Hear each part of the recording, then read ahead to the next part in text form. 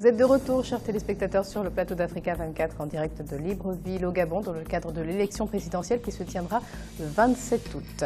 Nous sommes en compagnie de Georges Moussavou qui représente le candidat Jean Ping. Nous sommes également en compagnie d'Anse Landry Ivala qui représente le candidat Ali Bongo Ndimba. Et un nouvel invité nous a rejoint sur ce plateau. Il s'agit d'Innocent Akoma Olam qui représente le candidat Gérard Ella Nguema. Soyez le bienvenu sur ce plateau. Merci madame. Alors il est question de pouvoir au Gabon relever les défis liés à l'emploi.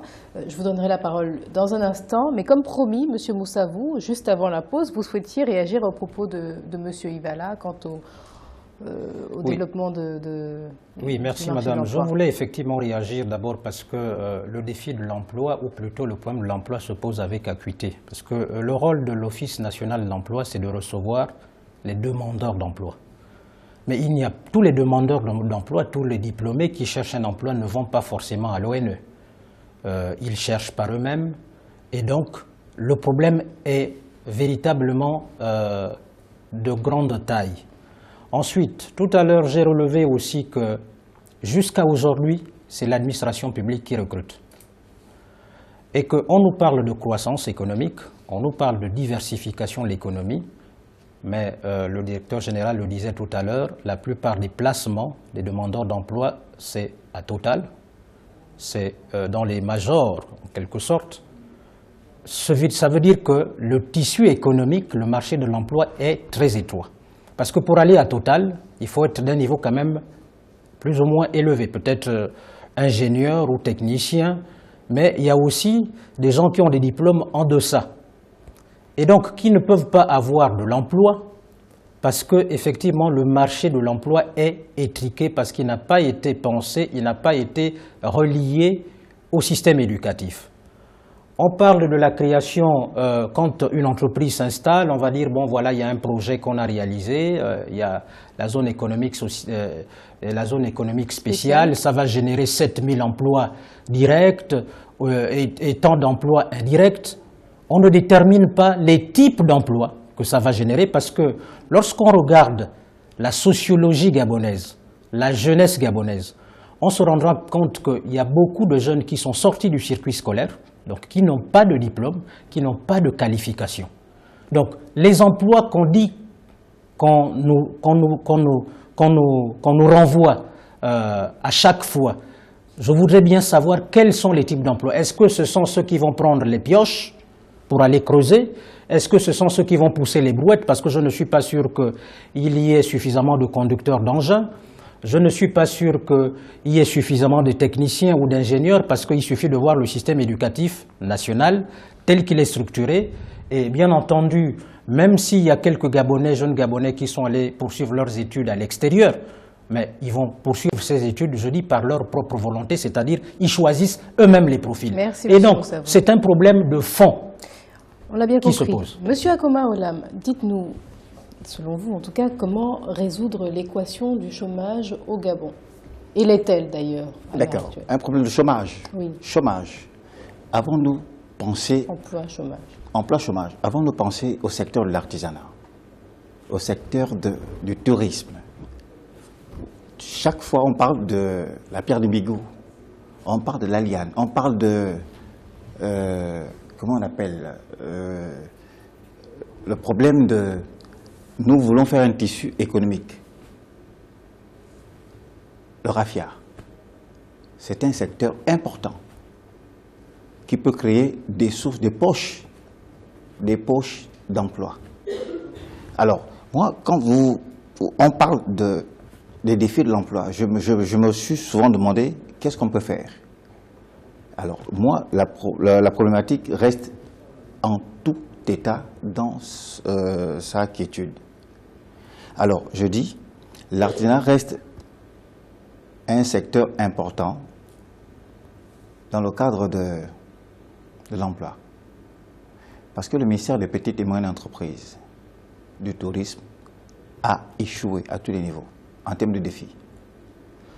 Monsieur Ivala, je vais vous lire à présent des réactions de téléspectateurs qui nous ont été transmises. On va essayer de le faire assez rapidement car elles sont très longues. Ornella Okoué, ces 40 dernières années, le taux de chômage au Gabon est resté élevé. Le taux de chômage du Gabon est 4 fois supérieur à la moyenne des pays à revenus intermédiaires. Akide Mouedjibaka Ovendo, le gouvernement ne prend pas réellement compte de l'employabilité des jeunes diplômés. Il est difficile de trouver un emploi faute de structure et ou d'absence de partenariat entre l'État et les employeurs. June Laurette Nang, le Gabon connaît une mauvaise gouvernance, le niveau de pauvreté est extrêmement élevé. De ce fait, le chômage l'est aussi. Plus de la majorité des diplômés ne trouvent pas d'emploi. Ceux qui en trouvent sont des militants du PDG. La pratique du népotisme favorise le chômage au Gabon. Et enfin, Boutamba Yvan, la lutte contre le chômage est à un stade abécédaire au Gabon parce qu'il y a une relation entre les établissements formateurs et certaines sociétés. Quand on veut être accepté dans le monde du travail, on doit avoir un réseautage, soit comme on dit au Gabon, ramasser la clé. Je ne sais pas si cette expression vous parle, mais en tout cas, on a quelques réactions de téléspectateurs qui semblent mécontents de la situation et la plupart sont vraisemblablement assez jeunes. Je disais tout à l'heure que nous avons un taux de placement de plus de 50%. D'accord ? De 2009 à 2016, nous avons collecté environ 13 000 offres d'emploi. 13 000 places. 13 000 places.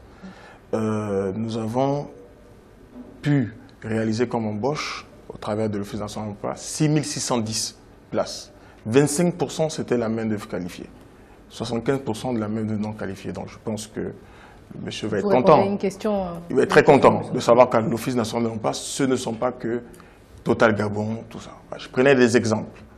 Nous avons effectivement beaucoup d'emplois de personnes, de profils non qualifiés qui arrivent à trouver de l'emploi dans tous les autres secteurs.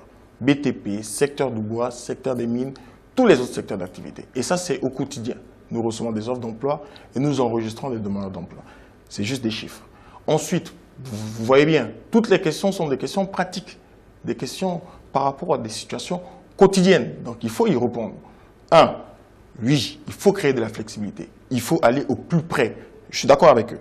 Il faut aller au plus près des entreprises pour mettre en place des partenariats. Et ce que nous avons fait récemment avec UGB, et nous avons à Port-Gentil plus d'une dizaine d'entreprises qui sont prêtes, même dans la situation actuelle, à signer des partenariats avec nous pour favoriser l'insertion des jeunes, en vue de leur donner non seulement une expérience professionnelle et permettre d'améliorer justement la probabilité qu'ils trouvent de l'emploi. Parce que le chef de l'État voulait répondre à une problématique claire. Et là, ce sont les entreprises qui ont besoin généralement de personnes ayant une expérience professionnelle. Mais pour avoir une expérience professionnelle, il faut déjà donner la possibilité à la personne de travailler. C'est pour ça qu'on parle d'insertion professionnelle. Ensuite, l'égalité des chances. Bien sûr, non, je vous ai dit, et par l'aide, il fallait être au PDG pour. Je vous ai dit qu'on ne traite pas ça. Au niveau de l'Office national de l'emploi, si vous avez le contact de cette personne, vous lui donnez mon numéro, enfin, je vais vous donner vos contacts, mes contacts, il vient, dès demain, il vient et on lui explique exactement le processus.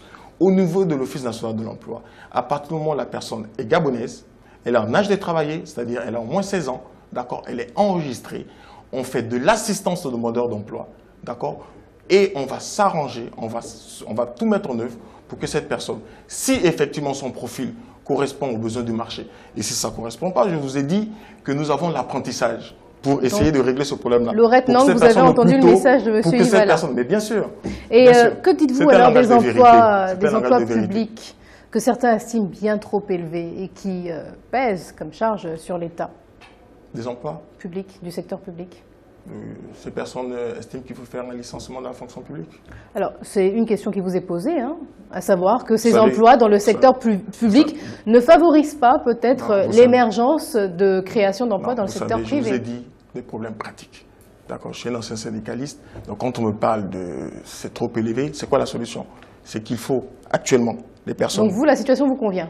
Non, je suis juste en train de dire, même s'il faut un meilleur équilibrage, la question c'est de se dire, c'est déjà bien que des Gabonais travaillent. C'est déjà bien. C'est une bonne chose.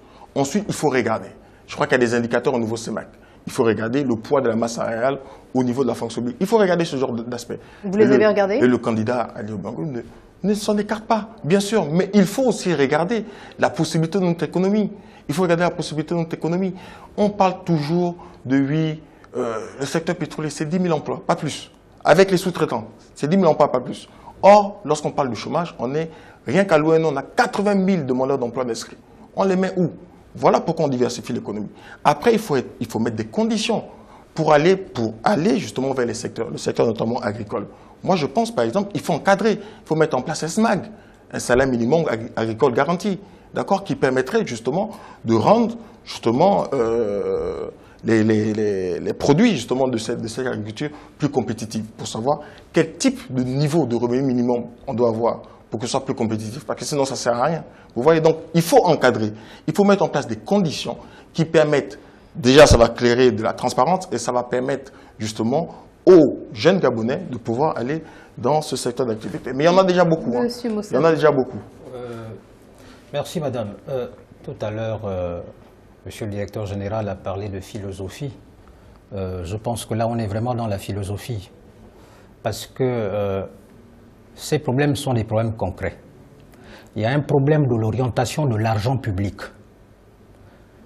Si les gens considèrent que l'argent public doit nous appartenir lorsqu'on accède à des fonctions, plutôt que cet argent soit orienté dans la mise en œuvre des politiques publiques, nous allons demeurer dans cet état et rentrer toujours dans des comparaisons incomparables, parce qu'on va dire que bon, le Gabon, vous savez, ce n'est pas le seul pays qui est dans cette situation, il y a aussi tel autre pays, c'est trop facile de le dire.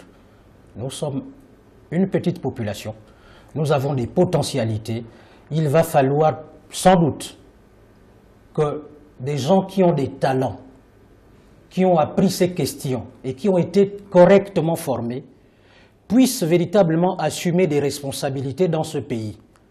Parce que je pense qu'aujourd'hui, on récolte tous les problèmes qu'on n'a pas voulu régler, qu'on a accumulés, et on observe aujourd'hui, d'abord, pour ce qui concerne l'emploi, que véritablement c'est une bombe. Il a parlé tout à l'heure de près de 80 000 demandeurs d'emploi. Ça, ce sont ceux qui se présentent à l'ONE. On ne compte pas ceux qui ne se présentent pas à l'ONE et qui vivent, qui essaient de se débrouiller autrement. Donc c'est un véritable problème.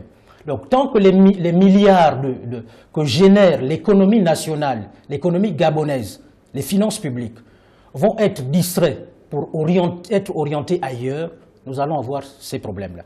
Donc il faut à un moment donné qu'on essaie de mettre les choses à plat.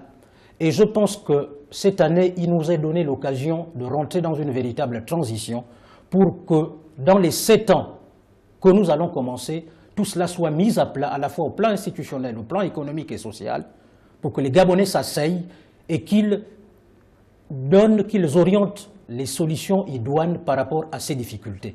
Nous n'allons pas continuer à faire des incantations ou à penser que bon, on le fera, ou bien nous sommes en train de faire. Il y a lieu de prendre ces problèmes à bras le corps pour les résoudre. Merci M.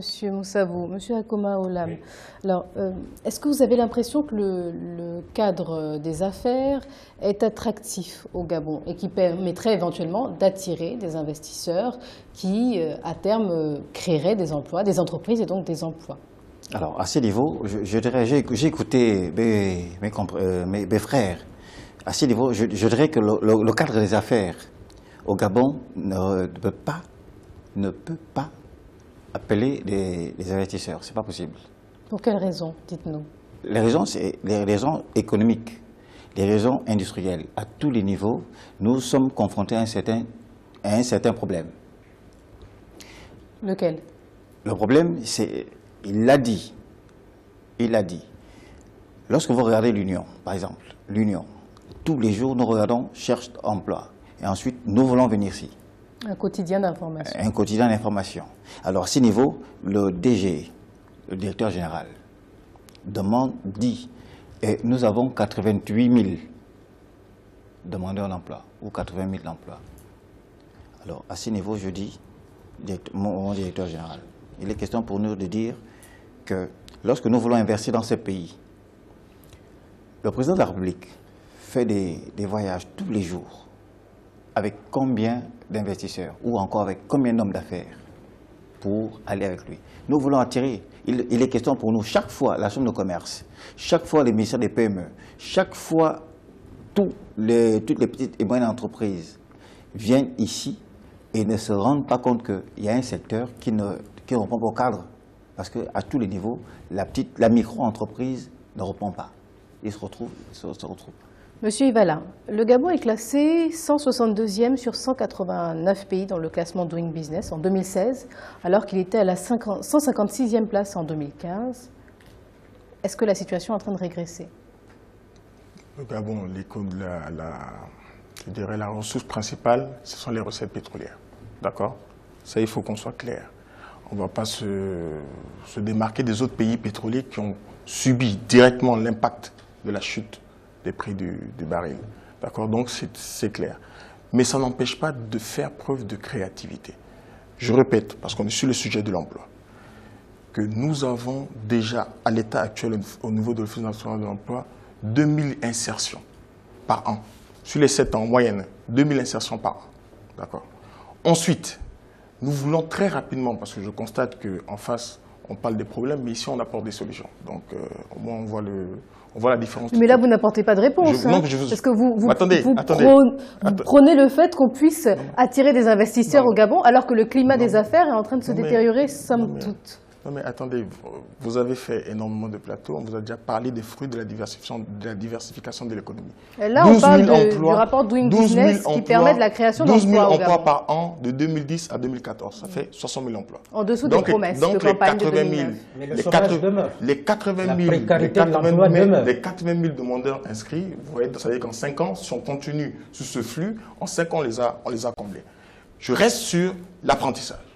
Parce que c'est important. C'est important. Nous allons lancer très rapidement, d'accord, des assises de l'emploi dans les grands secteurs d'activité. Nous allons discuter avec les employeurs qui sont prêts, comme je dis, si on met en place des conditions de flexibilité, à prendre énormément de jeunes, parce que c'est ça dont il s'agit. Donc là, vous revenez sur une notion qui n'était pas à l'origine de la question. Non, mais attention. S'il vous plaît. Même dans ce contexte de crise, s'il vous plaît, même dans ce contexte de crise, des personnes, je vous dis, il faut régler les problèmes quotidiens. Des personnes ont besoin, d'accord, au moins d'une source de revenus. On le regarde. Là, vous avez digressé, monsieur Ivala. Mais non, mais vous avez totalement digressé, mais malheureusement, nous devons regarder. C'est plus de 1000 jeunes. Monsieur Ivala, vous n'avez pas directement répondu à la question, mais de toute façon, nous allons regarder à présent l'instant web avec Gaël Onana, qui a recueilli les réactions des téléspectateurs quant au sujet du jour.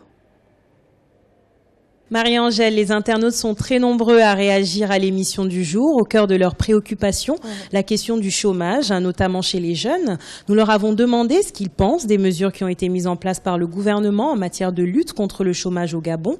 La majorité des personnes qui ont bien voulu répondre à notre question considèrent que ces politiques sont inadéquates, et ce pour plusieurs raisons. La dépendance au secteur pétrolier en crise, qui entraîne de nombreux licenciements. Le secteur éducatif également, qui n'est pas en adéquation avec le monde professionnel. De nombreux jeunes se retrouvent sans emploi après leur étude et des politiques qui favorisent le secteur public. Oui, Gaëlle, dites-nous, pouvez-vous nous donner une visibilité un peu sur ce pourcentage d'internautes mécontents ? Oui, bien sûr, Marie-Angèle. Nous avons accompagné notre question d'un sondage dont les chiffres sont assez représentatifs des tendances que j'évoquais juste avant. 78% des personnes que nous avons interrogées estiment que la lutte contre le chômage est inefficace. Quelques commentaires pour expliquer ces chiffres. Nous avons Onel qui nous dit sur Facebook la lutte contre le chômage est inefficace par un manque de politique adéquate. Actuellement, 61% des personnes actives sont dans la fonction publique. Pour Yves Rodrigue, la lutte contre le chômage au Gabon est inefficace car pour parler de travail, il faut parler de formation professionnelle et d'éducation académique et sociale. Quant à Landry, il se questionne. Le taux de chômage stagne à 60%. Comment expliquer cela ? Les invités sur le plateau pourront certainement répondre à sa question. Nous avons également Cédric Opolo, résident à Bata. Lui, il est beaucoup plus positif, faisant partie des 22% restants. Il pense que le chômage a été réduit pendant le septennat d'Ali Bongo, notamment avec des structures qui ont été mises en place sur le secteur agricole. C'est la fin de notre petit instant web, un spécial présidentiel Gabon. Vous pouvez continuer à réagir tout au long de cette émission via nos canaux habituels, Facebook, WhatsApp, Twitter ou email. Je vous rends l'antenne, Marie-Angèle. Merci Gaëlle. Vous avez pu apprécier les réactions des différents téléspectateurs qui se sont exprimés sur les réseaux sociaux. Monsieur Akoma Olam, vous souhaitiez réagir aux propos de Monsieur Ivala juste avant, mais je tiens à préciser qu'il nous reste peu de temps et qu'il va falloir aussi parler des propositions du candidat que vous représentez, Gérard Elanguema, en matière d'emploi. D'accord. En matière, non, je vais être simple. Non, je vais être simple. Monsieur Gérard Elanguema a pensé révolutionner l'économie en disant nous sommes dans des quartiers, nous sommes à Libreville. Aujourd'hui, on regarde que le vendeur de cigarettes ou de pain ou de l'eau en sachet, on a voulu révolutionner. Nous allons révolutionner et nous allons le commencer à partir de demain. Pour dire que la révolution économique ne se passe pas seulement dans l'emploi de l'élite au pétrole ou en termes de... Nous sommes grands ingénieurs.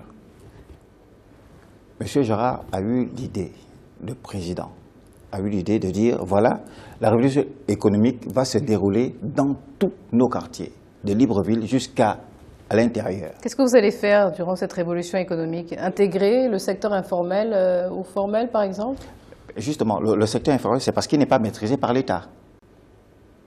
Le secteur informel, parce que les gens se mettent à côté par rapport à ce qui se passe de l'autre côté. Ça, c'est le secteur informel. Nous avions dit, ces personnes-là peuvent être encore recensées et insérées par rapport au secteur formel qui n'est pas compris. Ça ne va pas répondre et résoudre la problématique du chômage? Le chômage, on a dit un jeune, un emploi. Par rapport à combien de jeunes? Vous de nous le dire? Par rapport à combien de jeunes?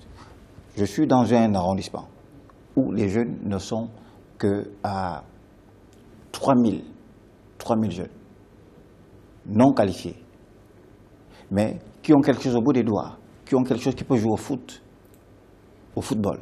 C'est la raison pour laquelle nous, on a dit, toutes ces personnes, la révolution économique va commencer par là, pour leur dire, voilà, nous pouvons faire ensemble quelque chose.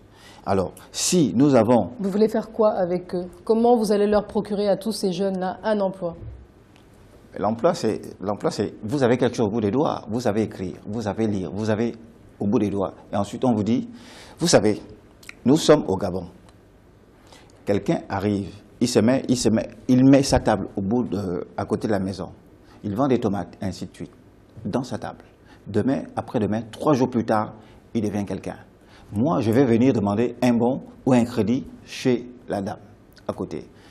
Au marché, si vous avez compris, nous, on est juste dans la microfinance, la micro-entreprise, ou la petite et moyenne entreprise, pour dire que toutes les personnes, toutes les petites filles, tous les jeunes qui peuvent faire quelque chose pour ne plus être dépendants, peuvent avoir quelque chose avec nous. Merci, M. Akoma Olam. M. Moussavou, alors, les propositions du candidat Jean Ping en matière de création d'emplois, notamment au Gabon, s'il est élu?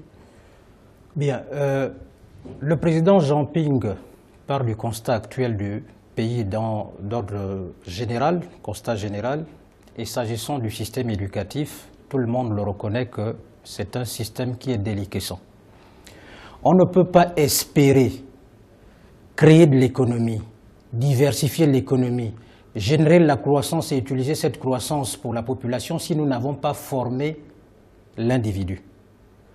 Donc, dans son projet de société, le candidat Jean Ping met l'accent sur la formation, parce que c'est cette formation éducative et professionnelle qui va pouvoir déterminer la construction du développement.